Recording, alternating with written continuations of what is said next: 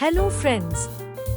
In this video I will be showing you how to stick the gold foil in Tanjore painting. Things which we need are muck worked board, Arabic gum, sponge cotton cloth, 24-karat gold foil, brush for apply gum, pair of scissors.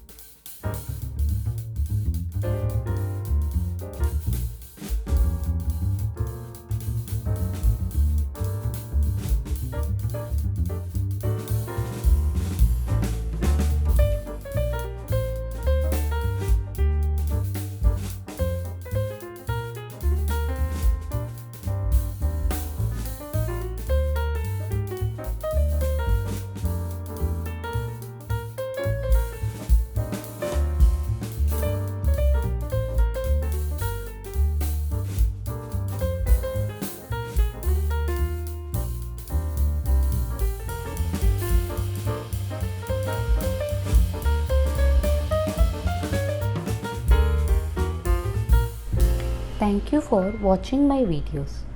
Don't forget to like and subscribe to my channel for more updates.